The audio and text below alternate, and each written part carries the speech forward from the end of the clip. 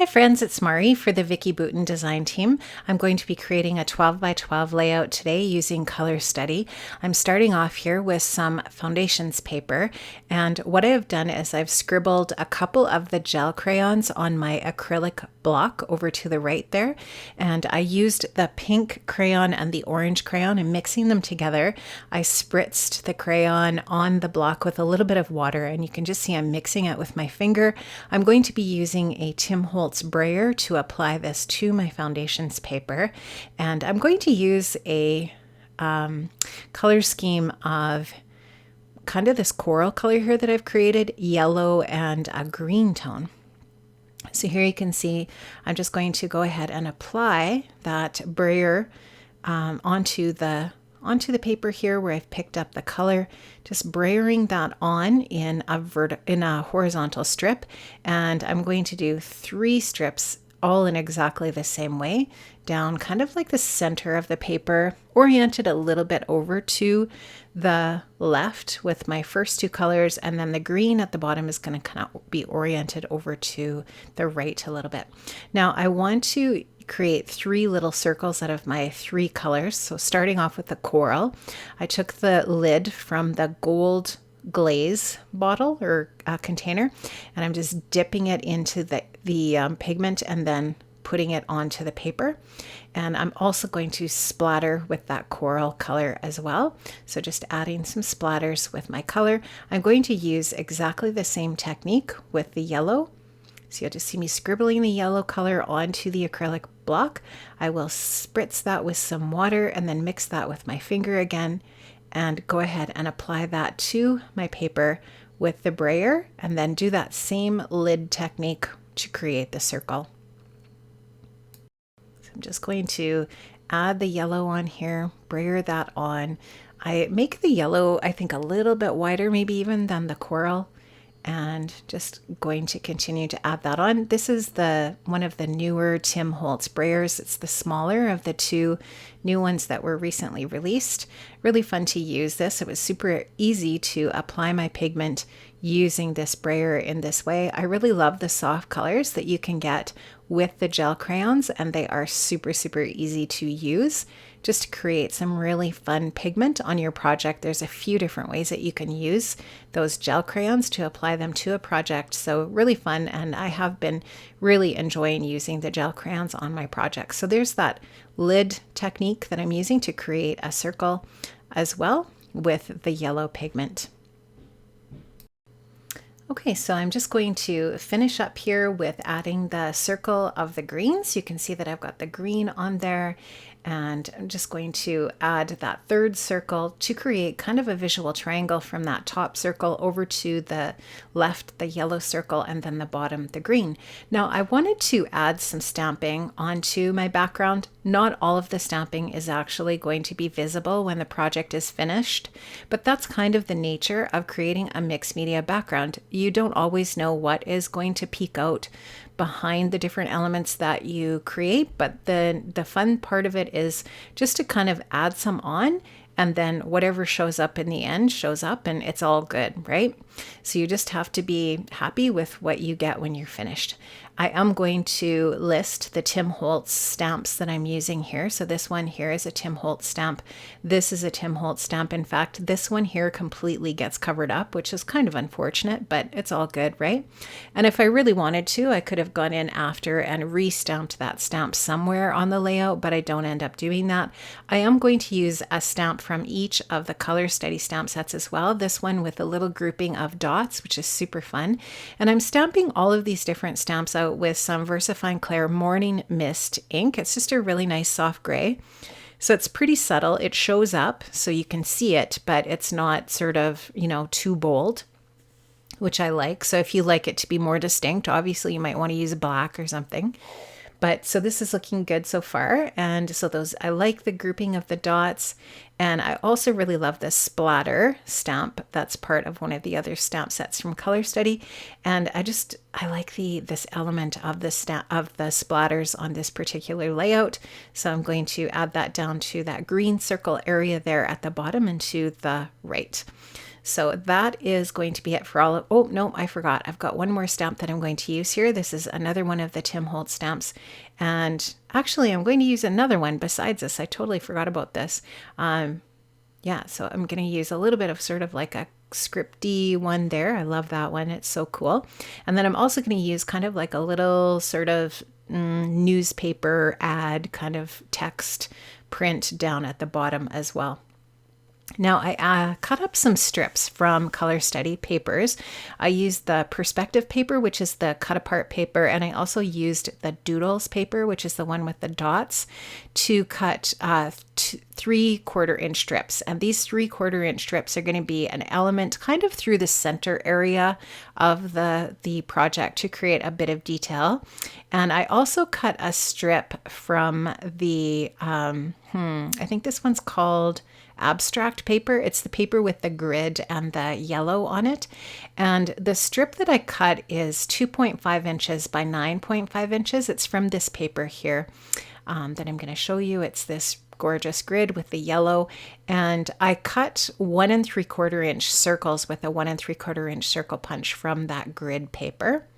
There you can just see the perspectives paper there that I was showing you. So I've got my 3/4 inch strips, and I've got the other strip that's 2.5 by 9.5, and I'm going to use these as embellishments down the center sort of area of the project. I wasn't exactly sure at this point how I was going to place them, but I knew that I wanted to use this combination of strips for some texture and interest in the center portion. So I am going to round the corners on this strip here just to make it look kind of a little bit more interesting and detailed. And I'm going to add sewing machine stitching to each of these 4 strips as well. I will adhere the 1/4 inch strips to my foundations paper and sew through them. And this grid paper, I'm just going to sew through it without adhering it to the paper. So you can also see that I've added the linear paper behind my foundations paper. So the foundations paper has been sized down now to 11 by 11. And I'm going to distress the edges of it with my paper distressing tool. And eventually I'm going to adhere my foundations paper to the B side of the linear paper. I want that really pretty green to be around the left and right edge of my page. And I'm going to leave the manufacturing strip at the bottom of the linear paper. I'm actually going to leave that attached, and I'm going to let that show at the bottom. And I'm also going to add that striped portion of the linear paper to the top of my layout. I just like that really pretty rainbow strip at the top and bottom. I think it just adds some really fun detail to the project. So I'm just going to grab those strips at this point, and I'm going to just kind of tack them to my paper with a little bit of repositionable tape runner adhesive, so that when I take them to my sewing machine, they're just kind of tacked in place, and then the sewing will be the permanent adhesive basically for these strips. I'm making sure the strips are the same distance from the edge of my foundations paper on the right. So I'm just using my ruler to make sure that I have those on there straight, because it becomes quite a linear layout by the time I'm finished with these vertical strips. So I just really want to make sure that it's straight. And well, the best way to do that is to use a ruler for sure. So these are the other strips here, of course, and I'm going to, I don't want the top edges or the bottom edges of these strips to be the same distance, right? I want them to be offset. So this second strip that I'm adding is going to be slightly lower at the top and slightly longer at the bottom when it's adhered. Actually, this middle strip, I make it shorter at the top and shorter at the bottom when I trim it. Again, measuring to make sure that I have that on there straight. And then the third strip, I'm going to make it a little bit higher than the middle strip at the top, and it's going to be a little bit longer at the bottom. So yeah, I'm just going to finish getting these positioned and do the sewing on them. So just really super important to make sure that these are straight, and just going to, of course, continue to measure and make sure that I have achieved that with my ruler. So here you go, just going to finish that up and hoping that I have that on there properly. And I just really like to make sure that I have things tacked a little bit before I take it to my sewing machine if it does have to be really super straight, as it does in this case. So I'm just holding it up so that I can see how that looks, and I'm pretty happy with it. So I'm just going to press it down a little bit more and make sure that it's on there before I take it to the sewing machine. And I'm also going to trim off the bottom portion there. So just going to trim it off so that they're not all even. I'll vary the length at the bottom as well. And now you can see the sewing that I've done on there, or hopefully you can.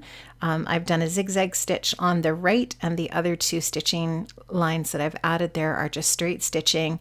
And I did actually eventually, if I haven't done it yet, lifted up the edges, the free edges of those strips, and just distress them a little bit by lifting them to give them a little bit more texture on the project. So because they're not attached with any foam adhesive or anything, I just wanted to make sure that I lifted them and bent them up a little bit on the edge so that they are more textured and dimensional on the project. Now you can see how that the stripes at the top and bottom are just going to look really pretty. Nice with all of the colors that are in the rest of the project. And at this point, I just want to show you the kind of basic placement that I have in mind for my photos as well. I have two 2.5 by 2.5 black and white photos here. And this is just kind of like the basic placement I have in mind. Now this grid piece here, if I haven't already, I am going to add some sewing to each side of that paper. And I would have done that at this point for sure, because I am going to adhere this down. And I'm going to add some really dimensional adhesive to the back of that strip, the grid strip, to pop it up on the project to give it lots of dimension. And I am going to put the layered flower stickers in the center of each one of those circles. So I just want to make sure that this is really dimensional and give it some good pop. So these American Crafts sticky thumb circle foam stickers or adhesive is really thick. It's super dimensional. So this really is great for what I wanted here with this strip, and that is to add lots of dimension. So I'm going to just go ahead and make sure that I have an equal amount of adhesive there all the way down that strip. I'll take the backing off of those little foam dots and add this onto my project. So you can see as I'm adding things, more and more of the stamping that I added is getting covered up, but I'm totally okay with that.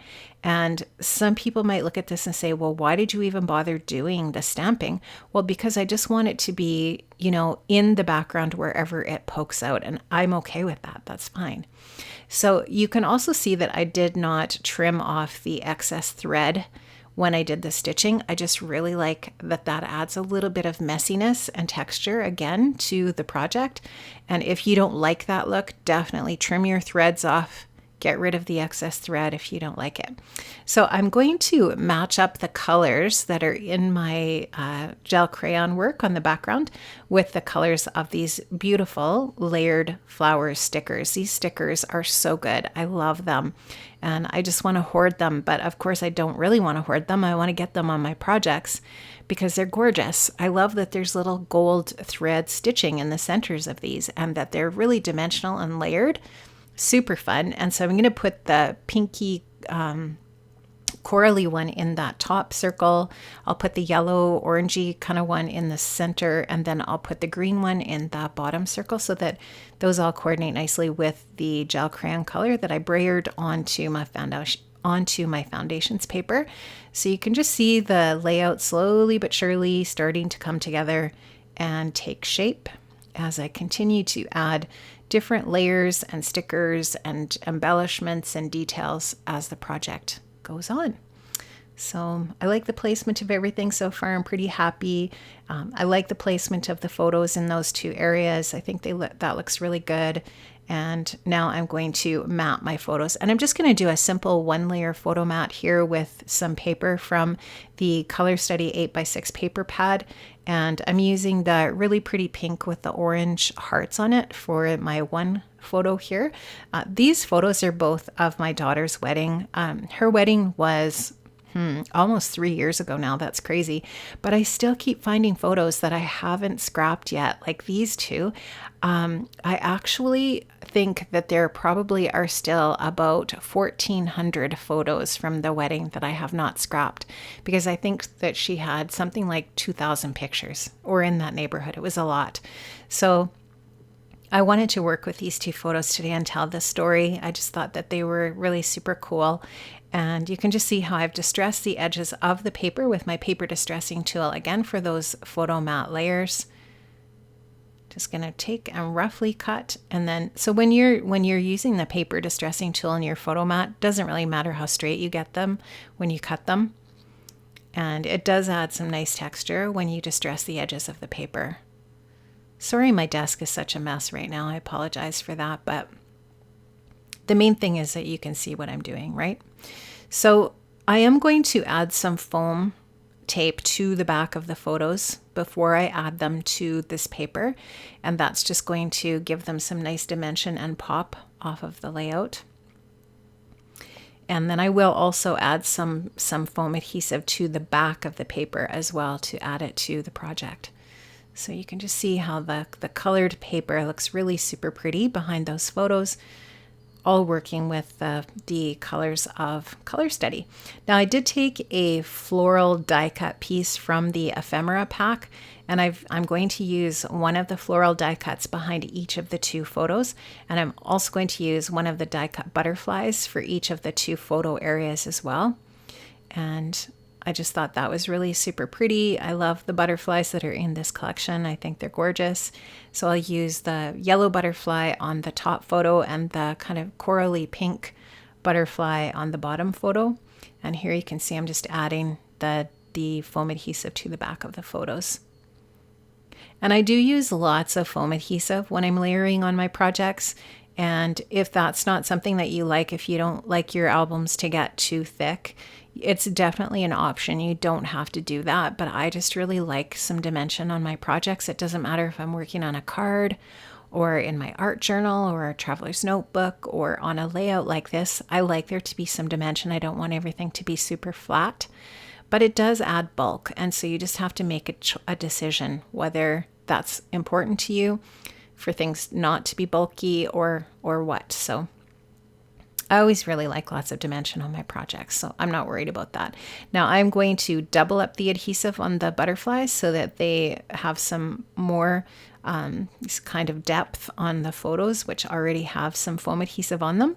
So I'm just going to add a little bit of foam adhesive onto the back. I think I just add one little area in the center of each of the butterflies and then pop that onto the project. Here I can see that it's not going to be tall enough or dimensional enough, so I'm going to pop another foam sticker on there, or another foam circle I should say, and get that on there, and then I will apply that to the top right hand corner area of the photo, the bottom photo, over top of the flower die cut there. And you can just see that flower is still showing up nicely.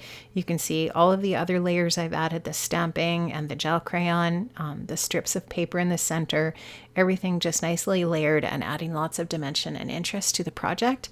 And again, here with this butterfly, I'm going to add some foam adhesive to that as well.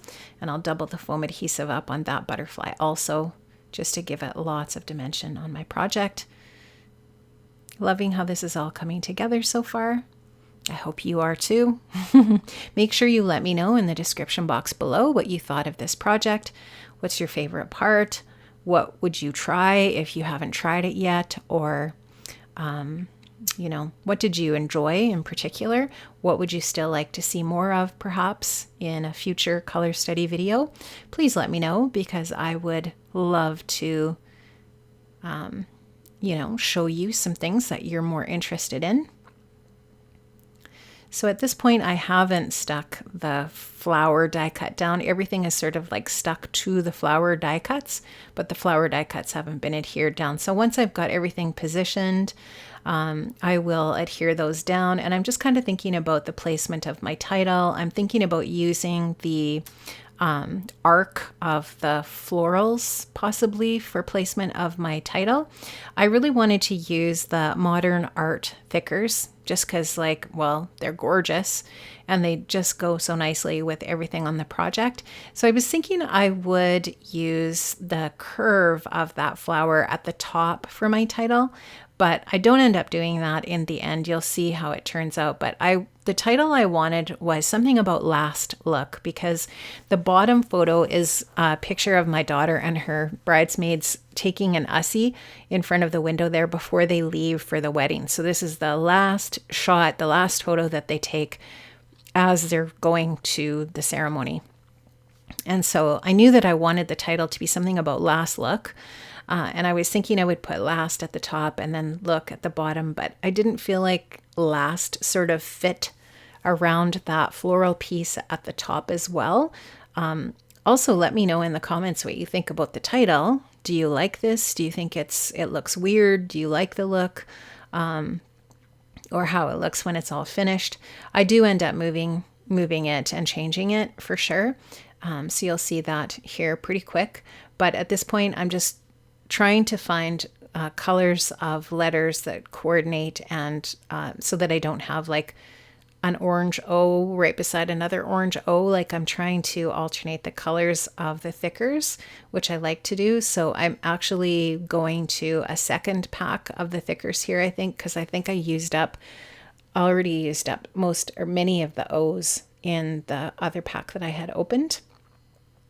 So here you can just see I'm looking for other colors of O's and just trying to vary the colors. And so there we go. So that spells out last look, but I end up going with the title Our Last Look. Even once I kind of move this word last around a little bit, I still wasn't really happy with it. I just thought it kind of looked, I don't know, I wasn't really happy with the placement of last. I thought it looked too squished or something over there. So I do end up changing it. So here, this is going to be a little transition and you'll see how I changed it.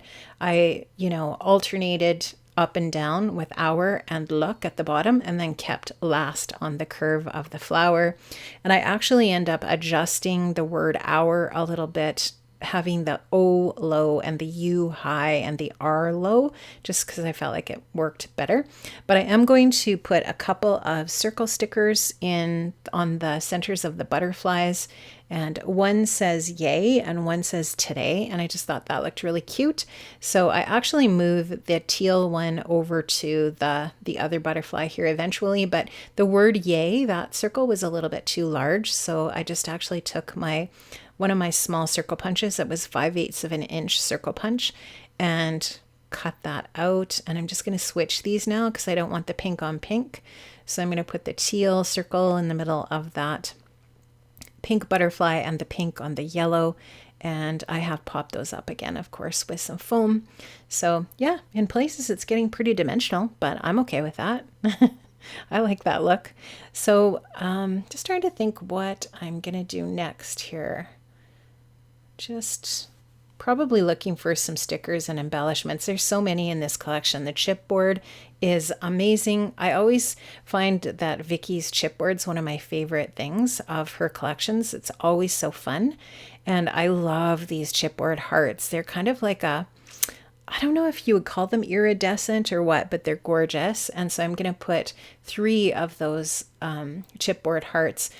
So you can see I put another one down at the bottom. I'm just showing you here that you could easily add some journaling with a little journaling card over to the right of that bottom photo. I'd have to trim that down a little bit for it to fit, but I actually do put my journaling in that spot, but I have journaling strips that I used. There's also space below the other photo that you could do that as well. Now I'm just showing you, I turned my other light on to show you. In the light, I added splatters in white and gold to the project. I didn't do that on camera because it's just splattering, but I just wanted to show you the nice detail that added to the project. And if you see the still shot at the beginning of this video, or any of the still shots that I share of the entire layout in social media, you'll see that I do add the journaling to the right of that bottom photo. Friends, thank you so much for stopping by today. I hope you enjoyed this. I know lots of you commented the last couple of weeks you wanted voiceover, so voiceovers are back. I hope you enjoyed the voiceover today. I hope it wasn't too boring, and let me know in the comments what you thought of the layout. Please check the products that are listed in the description box below as well. I've linked up to the Vicki Boutin collection that I have used today, which of course is Color Steady. Have an amazing day, friends. I'll see you next Wednesday. Bye-bye.